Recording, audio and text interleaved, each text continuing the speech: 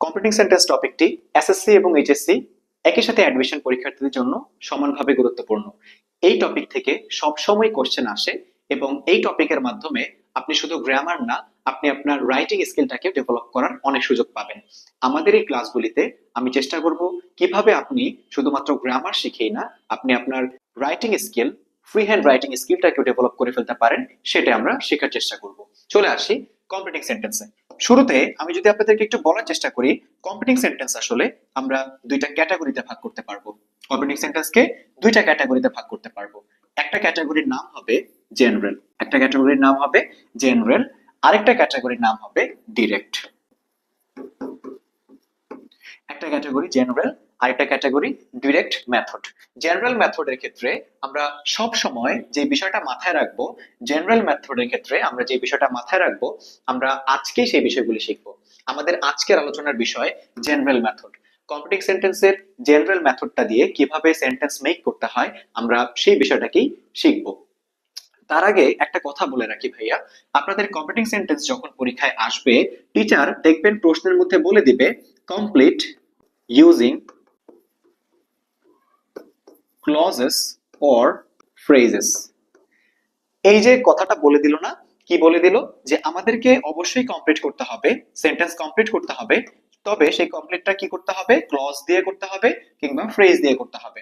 খুবই গুরুত্বপূর্ণ বিষয় ভাইয়া, ক্লজ এবং ফ্রেজ দিয়ে যদি কোনো সেন্টেন্সকে কমপ্লিট করতে হয়, খুবই গুরুত্বপূর্ণ কথা বলছে, কোন ফ্রেজ অথবা ক্লজ দিয়ে কোনো বাক্য কমপ্লিট করতে হলে সেখানে অবশ্যই মোর দেন ওয়ান ওয়ার্ডস লাগবে। একের অধিক শব্দ দিয়েই ফিল আপ করতে হবে। কম্পিউটিং সেন্টেন্স একের অধিক শব্দ দিয়ে ফিল আপ করতে হবে। আপনি যদি কখনো দেখা যায় যে জাস্ট একটা শব্দ দিয়ে ফিল আপ করে চলে আসছেন, কিভাবে একটা শব্দ দিয়ে ফিল আপ করা বলতে কিরকম জিনিসটা, ধরেন এরকম ছিল কথার কথা, জাস্ট আপনারা বোঝার জন্য আমি দিচ্ছি, হি ইজ মাই। এটাকে কমপ্লিট করতে হবে। টিচার বলেছে কি তুমি এটাকে কমপ্লিট করো ইউজিং ক্লজেস অর ফ্রেজেস। তো ধরেন আমি এখানে লিখে দিয়ে আসছি হি ইজ মাই ব্রাদার। তাহলে এই যে আমি যতটুকু লিখলাম, আমি কি লিখলাম, আমি লিখলাম ব্রাদার। খেয়াল করে দেখেন এখানে কিন্তু জাস্ট একটা শব্দ। তো এইটা যদি আপনি করে দিয়ে আসেন, টিচার কখনোই আপনাকে নাম্বার দিবে না। এটা কখনোই নাম্বার দিবে না, কারণ আপনি এখানে তো একটা শব্দ লিখেছেন। বাট আপনার কাছে বলেছে টিচার যে আপনি ক্লজ দিয়ে ফিল আপ করতে পারেন বা ফ্রেজ দিয়ে ফিল আপ করতে পারেন। ক্লজ অথবা phrase, what ever it is, সেখানে মূল বিষয়টাই হচ্ছে একের অধিক শব্দ থাকতে হবে, মোর দ্যান ওয়ান ওয়ার্ডস থাকতে হবে। অর্থাৎ এই বাক্যটাকেই আমরা কিভাবে কারেক্ট করব, এই বাক্যটাকে কারেক্ট করা যেত ভাইয়া এভাবে, আমি যদি বলতে পারতাম he is my little brother, আমি বলতে পারতাম he is my elder brother. দেখেন এবার একটু চিন্তা করে দেখেন, এই যে একটা শব্দ, এই যে আরেকটা শব্দ, দুইটা শব্দ হলেই হবে, অর্থাৎ মোর দেন ওয়ান ওয়ার্ড হলেই হবে, তাহলে সেটা কম্পিউটিং সেন্টেন্সের ক্ষেত্রে অ্যাপ্রোপ্রিয়েট আনসার হবে। আপনারা কি আমার এই বিষয়টা বুঝতে পেরেছেন? আমি যেটা বোঝানোর চেষ্টা করলাম, আনসার করার মেথডের ক্ষেত্রে কখনোই একটা শব্দ দিয়ে আনসার করা যাবে না, একের অধিক শব্দ দেয়া লাগবে।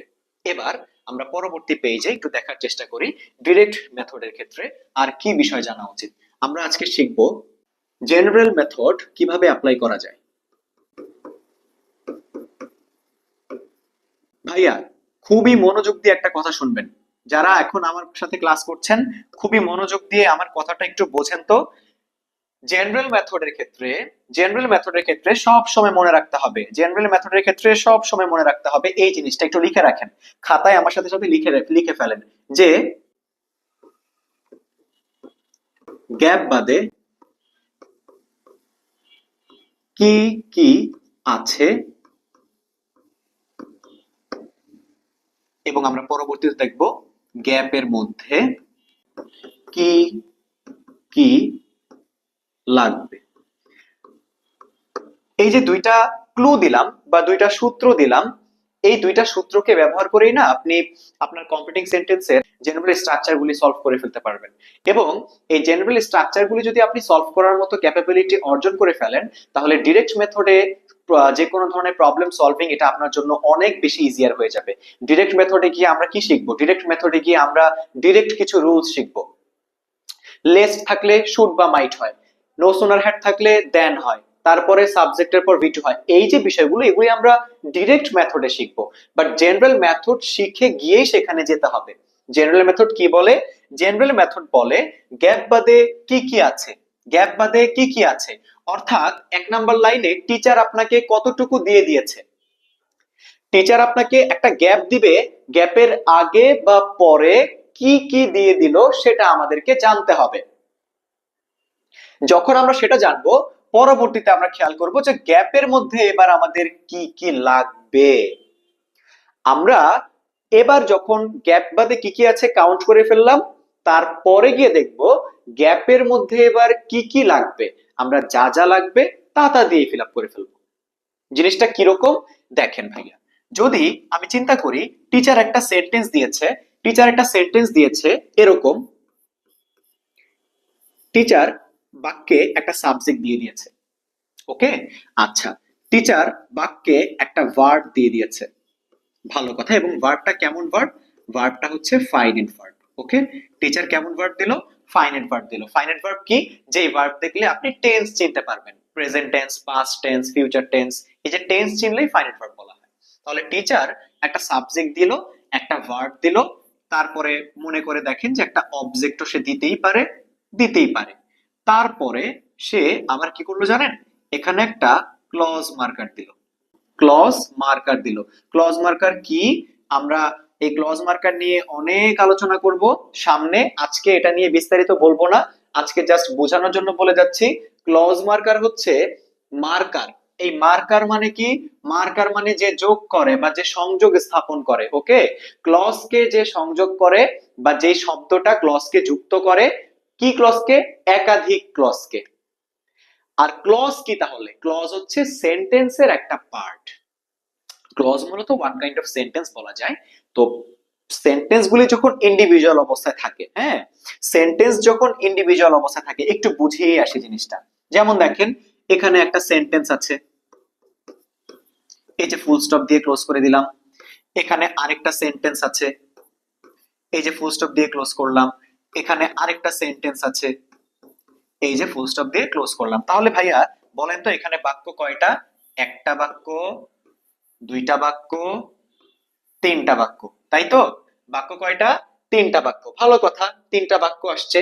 এখন যদি আপনার কাছে মনে হয় যে ভাই এখন আমি একটা কাজ করব, আমি কি কাজ করব? আমি প্রত্যেকটা বাক্যকে সংযোগ করে দেব, প্রত্যেকটা বাক্যকে কি করব? সংযোগ করে দেব। এই যে যখন সংযোগ করছেন, সংযোগ করার জন্য এই প্লাস আইকনটার জায়গাতে আপনি যা ব্যবহার করছেন তার নামই ক্লজ মার্কার। এই যে প্লাস আইকনটায় আপনি যা ব্যবহার করছেন তার নামই ক্লজ মার্কার। তখন যখন আপনি এই জায়গাটাকে সংযোগ করে দিলেন, তার নাম হলো ক্লজ মার্কার, তখন এটাকে আর সেন্টেন্স বলা যাবে না, সেন্টেন্সের নাম হয়ে যায় ক্লজ। যখন আপনি সংযোগ স্থাপন করলেন, সংযোগ স্থাপন করার পরে সেন্টেন্সের নাম হয়ে যাবে ক্লজ। যখন আপনি সংযোগ স্থাপন করলেন, সংযোগ স্থাপন করার পরে সেন্টেন্সের নাম হয়ে যায় ক্লজ। কথাটা বোঝা গেল? তিনটা সেন্টেন্স ছিল, আলাদা আলাদা তিনটা সেন্টেন্স ছিল। তিনটা সেন্টেন্সকে আমার কাছে মনে হলো যে আমি এগুলিকে এক করে দিব। এক করে দেওয়ার সময় আমি মাঝখানে যেই কানেক্টরস গুলি বসালাম বা সংযোগকারী শব্দ বসালাম, তার নাম হচ্ছে সিএম। সিএম দিয়ে কি বুঝায়? সিএম দিয়ে বুঝায় ক্লজ মার্কার। সিএম দিয়ে বোঝায় ক্লজ মার্কার। যখনই আপনি সেন্টেন্সকে ক্লজ মার্কার দিয়ে যোগ করে দিচ্ছেন, তখন আর তার নাম সেন্টেন্স হয় না, তার নাম কি হয়ে যায়? ক্লজ হয়ে যায়। তার নাম কি হয়ে যাবে? ক্লজ হয়ে যাবে। তার নাম ক্লজ হয়ে যাবে। ওকে, একটা এক্সাম্পল দেখে বুঝি, চলে আসি, আমরা একটা এক্সাম্পল দেখব। যেমন আমি বললাম যে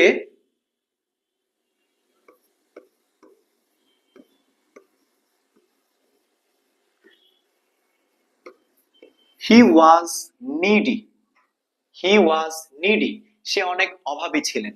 আচ্ছা, এবার আমি বললাম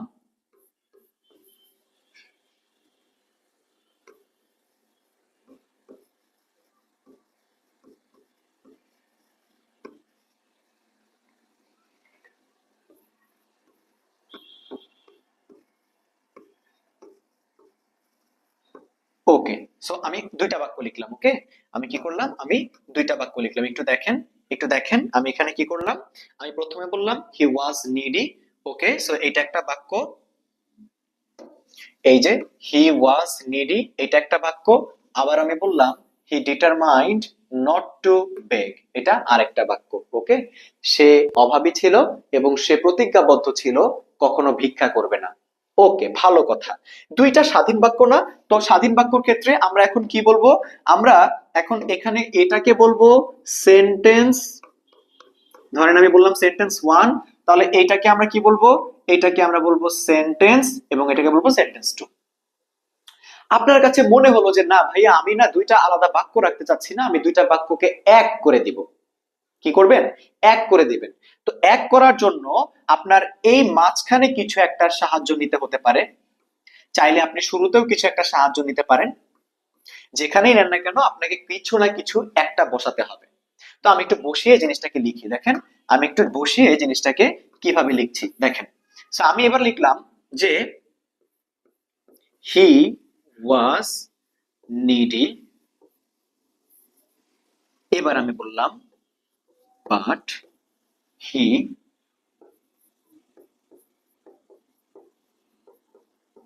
ডিটারমাইন্ড নট টু বেগ। এবার এবার একটু খেয়াল করে দেখেন ভাইয়া, খুবই গুরুত্বপূর্ণ বিষয়। দেখেন এখানে ছিল হি ওয়াজ নিডি, এই যে সেন্টেন্স ওয়ান। এখানে দিলাম but he determined not to beg, so এটা আরেকটা সেন্টেন্স, সেন্টেন্স টু ছিল। এবং এবং এই জায়গাটা কি দ্বারা যুক্ত? এই জায়গাটা যদি আমি দেখাই, এটা বাট দ্বারা যুক্ত। কি দ্বারা যুক্ত? বাট দ্বারা যুক্ত। তাহলে এবার আসো, যেটা দ্বারা যুক্ত করলাম, যেটা দ্বারা যুক্ত করলাম তার নাম হবে ক্লজ। তার নাম কি হবে? Clause marker. তার নাম হবে ক্লজ মার্কার। আর যারা যারা যুক্ত হলো তারা একটু আগেও ছিল সেন্টেন্স, এখন ক্লজ মার্কারের সাথে যুক্ত হওয়ার জন্য ওর নাম হয়ে যাবে ক্লজ। আমরা বলতে পারি ও ক্লজ ওয়ান। ওর নাম হয়ে যাবে ক্লজ, আমরা বলতে পারি ক্লজ টু। ক্লজ বিষয়টা বোঝা গেল? ক্লজ নিয়ে যতটুকু আলোচনা করা দরকার আমি অলরেডি করে দিয়েছি। আমরা যেখানে ছিলাম সেখানে ফিরে আসি। আমরা ছিলাম যে জেনারেল মেথডে একটা কমপ্লিট সেন্টেন্স ফিল আপ করার জন্য দেখতে হবে গ্যাপ বাদে কি কি আছে, গ্যাপের মধ্যে কি কি লাগবে। সো দেখেন এবার টিচার কি করলো? টিচার একটা সাবজেক্ট দিল, একটা ফাইনাইট ভার্ব দিল, একটা অবজেক্ট দিল, এরপরে একটা কি দিল? ক্লজ মার্কার দিল ভাইয়া। তাহলে একটু আগে যে এক্সাম্পলটা দেখে আসছি, সাবজেক্ট, এই যে সাবজেক্ট, এই যে ফাইনাইট ভার্ব, তাই তো? সাবজেক্ট পেলাম, ফাইনাইট ভার্ব পেলাম, একটা ক্লজ মার্কার পেলাম। তাহলে ক্লজ মার্কারের পরে আমরা আসলে কি দিয়ে ফিল আপ করলাম? যা দিয়ে ফিল আপ করলাম এখানেও তো আমাদেরকে তাই দিয়েই ফিল আপ করতে হবে, তাই না? এই স্ট্রাকচারের সাথে তো এই স্ট্রাকচারের হুবহু মিল আছে। তাহলে একটু দেখেন এখানে আমরা কি কি দিয়ে ফিল আপ করলাম। আমরা এখানে আরেকটা সাবজেক্ট লিখেছিলাম, সেই সাবজেক্টটা কি? হি।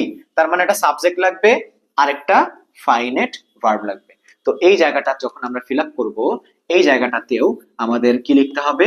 একটা সাবজেক্ট লিখতে হবে, একটা ফাইনাল ভার্ব লিখতে হবে, এরপরে আদার্স কিছু কথা বলে বাক্যটাকে ক্লোজ করতে হবে। সোজা কথায় এই জায়গাটাকে আমরা ক্লজ দিয়ে ফিল আপ করবো। ক্লজ অলরেডি দেখে আসছেন ক্লজ দিয়ে কি করতে হয়, ক্লজ কাকে বলে, ক্লজ দেখতে কিরকম সব দেখে আসছেন। সো এই জায়গাটাকে ক্লজ দিয়ে ফিল আপ করবো। কখন? যখন টিচার একটা সাবজেক্ট দিবে, একটা ভার্ব দিবে, একটা ক্লজ মার্কারও দিয়ে দিবে। ক্লজ মার্কার দেয়া সত্ত্বেও সে আরো কিছু জানতে চাইবে, তখন সেখানে এইভাবে ফিল আপ করবেন।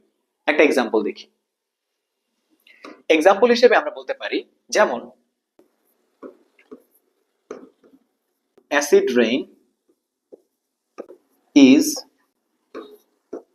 harmful that। এবার গ্যাপ। সো দেখেন আপনারা অলরেডি আশা করি বুঝতে পেরেছেন জিনিসটা, যে আমরা কি বলেছিলাম? আমরা বলেছিলাম গ্যাপ বাদে কি কি আছে এটা আগে কাউন্ট করি। দেখেন এটা তো গ্যাপ, তাহলে গ্যাপ বাদে কি কি আছে? গ্যাপ বাদে এই যে অ্যাসিড রেইন, এটা একটা সাবজেক্ট আছে। গ্যাপ বাদে কি আছে? এই যে একটা ফাইনাইট ভার্ব আছে। তাহলে এই জায়গায় আবার কি আছে বলেন তো? একটা ক্লজ মার্কার আছে। গ্যাপ বাদে কি আছে? সাবজেক্ট আছে একটা, ফাইনাইট ভার্ব আছে একটা, ক্লজ মার্কার আছে একটা। ভালো কথা। সো আমাদের গ্যাপ বাদে কি কি আছে বুঝে গেলাম। যেহেতু একটা ক্লজ মার্কার আছে, তার মানে এখানে যেটা দিয়ে আমরা ফিল আপ করবো সেটা হচ্ছে ক্লজ। কি দিয়ে ফিল আপ করবো? ক্লজ। আর একটা ক্লজের জন্য কি কি লাগে অলরেডি আপনারা জানেন। একটা ক্লজের জন্য একটা সাবজেক্ট লাগে, একটা ফাইনাল ভার্ব লাগে, আদার্স কিছু কথা লাগে।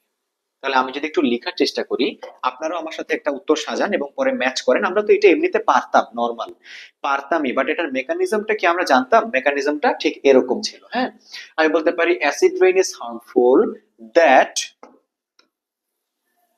আমি এবার একটু ফিল আপ করি ক্লজ দিয়ে। আমি বলতে পারি অ্যাসিড রেইন ইজ হার্মফুল। আমি এখন কি বলবো? ধরেন এখানে দ্যাট দেয়া ছিল, আমি এখানে ফিল আপ করবো, ধরেন আমি এখানে বাক্যটাকে এইভাবে ফিল আপ করছি, that contains many chemical substances. একটু সংক্ষেপে লিখলাম, হ্যাঁ, কেমিক্যাল সাবস্টেন্সেস। তো দেখেন আমি আসলে যা যা লিখেছি সেটার দিকে একটু ফোকাস দেন। আমি কি কি লিখলাম? আমি একটা ভার্ব লিখলাম, এই যে একটা ভার্ব লিখলাম, ভার্বের পরে কিছু কথা বলে শেষ করে দিলাম। প্রশ্ন আসতে পারে, ভাইয়া তাহলে সাবজেক্ট কই? আমাদের তো সাবজেক্ট লেখার কথা ছিল, সাবজেক্টটা কই? তাই না? তাহলে সাবজেক্ট কোথায় গেল? এইটা তো শেখা উচিত। এটা তাহলে একটু শিখে আসি চলেন। আবার এর দিকে তাকান, এটা কি ছিল? দ্যাট ছিল। সুন্দর মতো একটু লিখে রাখেন, সুন্দর মতো নোট ডাউন করে রাখেন। তো নোট ডাউন করে রাখেন। আমরা এই কয়েকটা শব্দ, হু, হুইচ, দ্যাট, হোয়াট, এই চারটা শব্দ, হ্যাঁ, এই চারটা শব্দের ক্ষেত্রে মনে রাখবেন, এই চারটা শব্দ যদি কখনো কোনো বাক্যের ক্লজ মার্কার হিসেবে বসে, কি হিসেবে বসে? বাক্যের ক্লজ মার্কার হিসেবে বসলে, এই চারটা শব্দ বাক্যের সিএম বা ক্লজ মার্কার হিসেবে বসলে, বাক্যের ক্লজ মার্কার হিসেবে বসলে তখন কি হয় জানেন? তখন কি হয়? এরা একই সাথে সাবজেক্ট এবং একই সাথে ক্লজ মার্কার এর কাজ করে। দেখেন তো বুঝেন কিনা? দেখেন, বোঝেন আমি কি লিখলাম? বোঝা যায়? দেখেন, হু, হুইচ, দ্যাট, হোয়াট কোন বাক্যের কি হিসেবে বসবে? কোন বাক্যের ক্লজ মার্কার হিসেবে বসবে। ক্লজ মার্কার হিসেবে বসে যদি সে ক্লজ মার্কার হিসেবে বসলো, বসার পরে আমাদেরকে কি বুঝতে হবে? যে এই হু, হুইচ, দ্যাট, হোয়াট এরা একই সাথে বাক্যের কি হয়? সাবজেক্ট হয়, আবার একই সাথে কিসের মতো আচরণ করে? ক্লজ মার্কারের মতো আচরণ করে। তাহলে এটা ভালো মতো মনে রাখেন। তাহলে এরা যদি সাবজেক্ট এবং ক্লজ মার্কার দুইটার কাজই করে, তাহলে এখানে তো আমার আর নতুন করে সাবজেক্ট লেখার কোনো প্রয়োজন নাই। প্রয়োজন আছে? এখানে কিন্তু আর সাবজেক্ট লেখার কোনো প্রয়োজন নাই, আমি সরাসরি ভার্ব থেকেই লিখতে পারবো। এজন্য আসলে আমরা দ্যাট এর পরে কোনো সাবজেক্ট না ধরে সরাসরি ভার্ব লিখি। কারণ কি? কারণ হচ্ছে হু, হুইচ, দ্যাট, হোয়াট একই সাথে সাবজেক্ট, একই সাথে ক্লজ মার্কার। বোঝা গেল? আমরা পরবর্তী নিয়মে চলে আসি। এবার টিচার কি রকম স্ট্রাকচার দিল? সাপোজ টিচার এবার কি করলো? টিচার একটা সাবজেক্ট দিল। আচ্ছা, ভালো কথা। টিচার এবার একটা ফাইনাইট ভার্ব দিল, এভরি ফাইনাইট ভার্ব। তারপরে টিচার একটা নন ফাইনাইট ভার্ব দিল, সাপোজ নন ফাইনাইট ভার্ব দিল। এরপরে টিচার কি করলো? একটা সাপোজ একটা অবজেক্টও দিল। এরপরে সে গ্যাপ দিল। বুঝছেন বিষয়টা? তাহলে আসেন এই ধরনের কেসে আমরা কিভাবে সলভ করব, এই ধরনের কেসে কিভাবে সলভ করব এটার মতো একটা एग्जांपल লিখি। যেমন আমি বলতে পারি, এই যে একটু আগে যে एग्जांपलটা দিয়েছিলাম সেখান থেকে আমরা জাস্ট এইটুকু লিখব, অ্যাসিড রেইন ইজ হার্মফুল। দেখেন আর কিছু দিলাম না। এবার এবার দেখেন, তাহলে এই বাক্যটার দিকে তাকান, এটার সাথে এটার স্ট্রাকচার মিলান। সাবজেক্ট দরকার ছিল, এই যে দেখেন অ্যাসিড রেইন সাবজেক্ট, দেখেছেন? আচ্ছা, এরপরে কি দরকার ছিল? একটা ফাইনাল ভার্ব দরকার ছিল, এই যে দেখেন ইজ একটা ফাইনাল ভার্ব। তারপরে নন ফাইনাল ভার্ব, অবজেক্ট এগুলি আসলে আমাদের আলোচ্য বিষয় না। আমরা মূলত সাবজেক্ট এবং ফাইনাল ভার্ব খুঁজবো। আর কি খুঁজবো? আর ক্লজ মার্কার খুঁজবো। দেখেন এখানে কোনো ক্লজ মার্কার নাই, ক্লজ মার্কার নাই।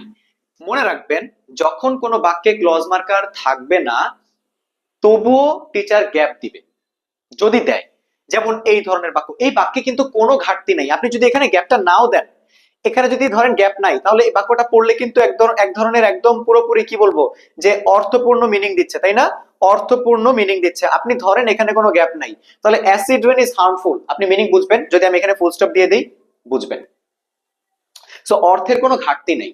কিন্তু আগের বাক্যটা দেখেন, আগের বাক্য কি ছিল? যে acid rain is harmful that, তাহলে এই যে দ্যাট এর পরে যদি আপনি কিছু না বলেন, আপনার কাছে একটা জানার আগ্রহ তৈরি হয় না যে দ্যাট, দ্যাট কি, দ্যাট এর পর কিছু একটা তো হবে। তো এটা হচ্ছে ফ্যাক্ট। দেখেন এখানে কিন্তু জানার কোনো আগ্রহ হচ্ছে না, কারণ এখানে একটা বাক্য হওয়ার জন্য যা যা প্রয়োজন সব দিয়ে দিয়েছে। তো টিচার যদি একটা বাক্য হওয়ার জন্য যা যা প্রয়োজন সব দিয়ে দেয়, তারপরেও এখানে গ্যাপ দিয়ে দেয়, তারপরেও গ্যাপ দিয়ে দেয়, তখন আপনার কাছে ওয়ে কয়টা? তখন আপনার কাছে ওয়ে দুইটা। কি দুইটা ওয়ে? আপনি যেটা করতে পারেন, আপনি এই বাক্যের মতো, এই বাক্যের মতো নতুন করে একটা ক্লজ মার্কার ধরে নিয়ে আসেন, তারপরে একটা ক্লজ বসায় then as it is, as it is. এখানে কাজটা একটু বড়, মানে একটু লেন্দি হবে আনসারটা। আনসারটা লেন্দি হয়ে কি রকম হবে? লেন্দি হয়ে এরকম হবে যে আমি এখন কি করব, আমি এখানে নতুন করে একটা ক্লজ মার্কার নিয়ে আসবো। ক্লজ মার্কার নিয়ে আসলে ক্লজ মার্কারের সাথে সাথে একটা কি নিয়ে আসতে হবে? ক্লজ নিয়ে বাক্যটাকে ফিল আপ করতে হবে। একটা প্রসেস হতে পারে। এখন এটা তো অনেক বড় প্রসেস হয়ে যাবে, আনসারটা লেন্দি হবে। কিন্তু আপনার কাছে মনে হলো যে না ভাই আমি এভাবে চাচ্ছি না, আর কি ওয়ে নাই? আমি কি বাক্যটাকে ক্লজ মার্কার দিয়ে ফিল আপ করতে পারবো? আর কোনো ওয়ে নাই? অবশ্যই ওয়ে আছে। সেই ওয়েটা হচ্ছে, আপনি যদি বাক্যটাকে এভাবে না করতে চান, তাহলে এখানে আপনি ফ্রেজ বসায় দেন। আপনি ফ্রেজ বসান। সো ফ্রেজ বসালে তো সেখানে বাক্যটা বেশি বড় হচ্ছে না, বা বাক্যটার মধ্যে ক্লজও নিয়ে আসতে হচ্ছে না, কিছুই আনতে হচ্ছে না। এখন অনেকে ফ্রেজ কি এটা না জানতে পারেন। তো ফ্রেজ এটা মূলত, আমি যদি বলি, আমাদের চ্যানেলে একটু ফ্লো চার্টের বেসিক ক্লাসটাতে চলে যাবেন। বেসিক ক্লাসের মধ্যে এই ফ্রেজ জিনিসটাকে আমি বিস্তারিত বুঝিয়ে দিয়েছি। ফ্রেজ কিভাবে বানাতে হয় সেটাও আমি লিখি, একদম লিখে লিখে ধরে ধরে উদাহরণ সহ বুঝিয়ে দিয়েছি। তো সেইটা একটু দেখে আসতে হবে, হ্যাঁ, ফ্রেজ দিয়ে। তো আমরা আসেন দুইটাতে একটু সলভ করি। আমরা বুঝলাম আমরা ক্লজ মার্কার দিয়ে, এটা তো আপনারা দেখেছেন তাই না, এই যে ক্লজ মার্কার দিয়ে কিভাবে ফিল আপ করতে হয়। এটা এই যে এই জায়গায় দেখেন, আমরা ধরেন দ্যাট নিয়ে আসছি, দ্যাট এর পরে এইটুকু দিয়ে ফিল আপ করলাম। আর যদি আমি ফ্রেজ দিয়ে ফিল আপ করতে চাই, ফ্রেজ দিয়ে যদি ফিল আপ করি, তাহলে ধরেন এই জায়গাটাতে আমরা এইরকম করতে পারি যে অ্যাসিড রেইন ইজ হার্মফুল। আমি এবার কি দিয়ে ফিল আপ করবো? আমি এবার ফ্রেজ দিয়ে ফিল আপ করবো। তাহলে অ্যাসিড রেইন ইজ হার্মফুল, ধরেন আমি বললাম যে ফর আওয়ার এনভায়রনমেন্ট। এই যে দেখেন, ফর আওয়ার এনভায়রনমেন্ট। তো এখানে কয়টা শব্দ আসছে দেখেন, এখানে শব্দ আসছে 1 2 3। তো এই যে তিনটা শব্দ আসছে, তিনটা শব্দের মধ্যে দেখেন তো কোনো সাবজেক্ট আছে? কোনো ধরনের সাবজেক্ট নেই। কোনো ফাইনাল ভার্ব আসছে? কোনো ফাইনাল ভার্ব আসে নাই। That means subject verb, subject এবং ফাইনাল ভার্ব না থাকা মানেই সেই জায়গাটাতে কি সৃষ্টি হওয়া বলেন তো? একটা ফ্রেজ সৃষ্টি হওয়া। তো আপনার কাছে যে কোনো ওয়ে আছে, আপনি এই ধরনের কেসে যেখানে দেখবেন সাবজেক্ট দেয়া, যেখানে দেখবেন ফাইনাল ভার্ব দেয়া, যা সাবজেক্ট ফাইনাল ভার্ব দেয়া, তো আপনি আসলে এই বাক্যটাকে কিভাবে ফিল আপ করবেন? এই সাবজেক্ট ফাইনাল ভার্ব দেয়া থাকলে আপনি এই জায়গাটাতে আপনি ইদার এখানে একটা ক্লজ নিয়ে আসতে পারেন, অথবা আপনি এখানে একটা কি আনতে পারেন? ফ্রেজ আনতে পারেন। এটা আপনার ইচ্ছা। ওকে, সো জেনারেল নিয়ম থেকে আস্তে আস্তে আমরা আরেকটু আপার লেভেলে যাব। খুবই বেসিক একটা ক্লাস ছিল এইটুকু। আমরা আজকের টপিক এতটুকু পর্যন্তই রাখছি। এইটুকু করার পরে আমরা আস্তে আস্তে আরেকটু ডিপ লেভেলের দিকে যাব আস্তে আস্তে, হ্যাঁ। সো যা করালাম তা হচ্ছে নোট রাখতে হবে, নিজেদের কাছে নোট রাখবেন। নোট রেখে বাসায় কোনো সাপ্লিমেন্ট বই থাকলে সেগুলি এভাবে অ্যাপ্লাই করে করে পড়বেন। অ্যাপ্লাই করে করে পড়লে যেটা হবে, আপনার আসলে এইচএসসি পরীক্ষা দিলেই তো আসলে শেষ না, তারপরে তো আরো একটা বড় জার্নি আছে, সেই অ্যাডমিশন জার্নি। ওই অ্যাডমিশন জার্নিতে দেখবেন যে আপনার আসলে অনেকগুলি ব্যাকআপ একসাথে পেয়ে যাবেন। এটা এখন বুঝবেন না, এটা পরবর্তীতে বুঝবেন এইচএসসি পরীক্ষার পর। তো এটাই হচ্ছে কথা, আপনারা ক্লাসটা মনোযোগ দিয়ে করেন, এবং আমি পরবর্তী টপিক নিয়ে ঠিক এরপর থেকে আলোচনা আবার শুরু করব, খুব সোন আপনাদের মাঝে আসবো। সেই পর্যন্ত ভালো থাকেন, সুস্থ থাকেন, ধন্যবাদ।